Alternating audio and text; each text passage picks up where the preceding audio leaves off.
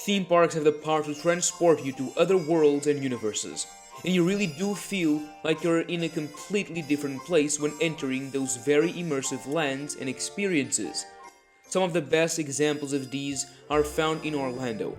In Universal, with the Wizarding World of Harry Potter, this being in either Diagon Alley or Hogsmeade, or in Disney World with the World of Avatar in Animal Kingdom or Star Wars Galaxy's Edge in Hollywood Studios. In any of these lands, you are fully immersed in the story they're trying to tell, from a First Order infested outpost to the wand shop of Ollivanders. But while many franchises have already been transformed into theme parks or theme park lands, there are some that haven't received that treatment, but have been rumored to be on track to do so in Universal's hands. So, here are two rumored Universal lands based on incredible franchises.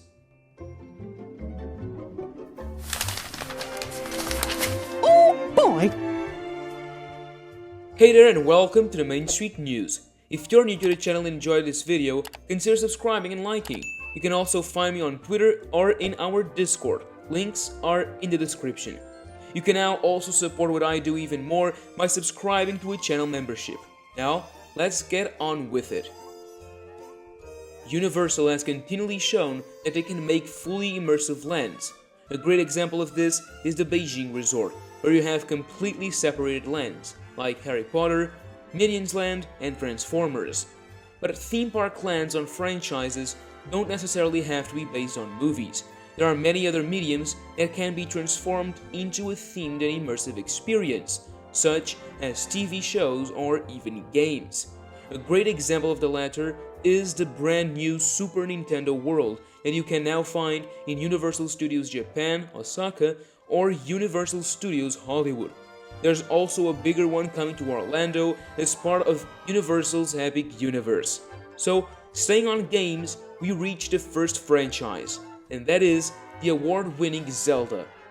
The Legend of Zelda is an action-packed adventure game franchise created by the Japanese company Nintendo.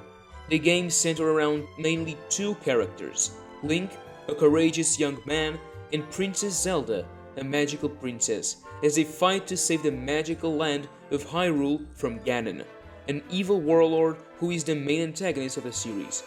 There have been more than 15 games based on these beloved characters, and each one with more sales than the previous. Breath of the Wild, released in 2017, received the best ratings from the series and sold over 30 million copies of the game. Just some weeks ago, the highly awaited sequel broke records by selling 10 million copies in the first 3 days. The world and activities are super immersive and would work very well as a theme park land. Because of the sheer size of the games, the amount of activities and adventures one can play and explore. But this isn't just my wishful thinking, as it's also been rumored to be happening sooner rather than later. That's right, for some years there have been many rumors coming from Universal's Islands of Adventure about a supposed Zelda-themed land that would quite probably replace the park's immersive show Poseidon's Fury, which, funnily enough, closed its gates just some weeks ago. Let's also remember that Nintendo owns Zelda, and Universal seems to be quite close with them, with both the box office hit the Super Mario Bros. Movie and their lands around the world. It is a fact that Universal has considered building a Zelda attraction in the past, as part of their plan to completely remodel Kid Zone with a fully Nintendo-based land. This would have featured a moving theater in which the sections of seating areas would rise from the ground independently. This whole plan was later not approved and evolved into the Mario-themed lands we now know. But going back to Poseidon's Fury, the rumors gained traction when this different ride system was patented. The attraction starts as a normal boat ride, but then reaches a waterfall and starts flying, being supported by the track system above the boat. Another illustration shows a possible ride with half of the attraction being on water and the other half in the air, turning around freely. I recommend watching Theme Park Stop's video on the subject, as they have a lot of leaked plans and information about this attraction and the shelved land.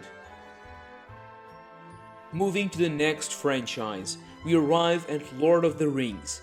This epic fantasy world created by English author J.R.R. Tolkien would work perfectly as a theme park land.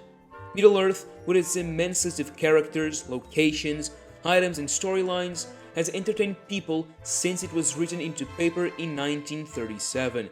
Since then, many movies, books and series have expanded that universe, with the main ones being Peter Jackson's Lord of the Rings movies, released in 2001, 2002 and 2003, these gaining 17 Oscars combined, with The Return of the King winning all the Oscars it was nominated for. Then, 10 years later, a new trilogy based on a Hobbit book was released, making it a total of 6 movies, bringing in almost $6 billion from the box office alone. To this day, it's one of the most successful movie franchises of all time, so it's very strange how it has 0 to none theme park representation. One question that arises is, who owns the theme park rights to this huge franchise? It may surprise you when I say that it's not Warner Brothers. The franchise's rights are a complete mess. Middle-earth Enterprises owns the rights to everything but TV series, including movies, since Warner hasn't used those for new projects. But Warner Brothers disputes this claim, saying that they own the movie rights. So where does this leave theme parks? Well, Middle-earth Enterprises, owned by the Embracer Group, owns those rights. Because of this, it's entirely possible that if both parties are interested, a deal is reached between them and Universal. This is very similar to what happened with Harry Potter, as while Warner has the production rights, J.K. Rowling owns the intellectual property. Universal themselves don't own the theme park rights for Wizarding World. It's actually a licensing agreement between them and Rowling. Seeing that Universal is already used to this kind of activities, it only becomes more likely that a new land based on the Tolkien books emerges. But what could we see getting built? Well, the rumors suggest that a new land should be built after the huge epic universe opens, and it will be the park's first major expansion. Supposedly, there have been some concepts drawn for what the land might look like, but unfortunately I couldn't find them. But by taking a look at an overview of the new park, we can clearly see 2 major possible locations. Epic Universe will have at its opening 5 lands: the Hub with a couple of rides and the major dueling coaster, Super Nintendo World, which will be a bigger version of the others with new rides, Universal Classic Monsters, How to Train Your Dragon, and at last, a new Wizarding World of Harry Potter land. This leaves a lot of space for further expansion. Not only for each of the lands as seen here, here, here and here, but also 2 major expansion paths.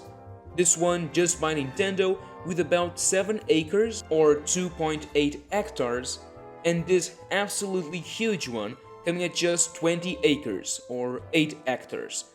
Knowing the intellectual property at play here, I would say that there definitely is enough story points, characters and locations to fill the entirety of that area, and the possibilities are endless.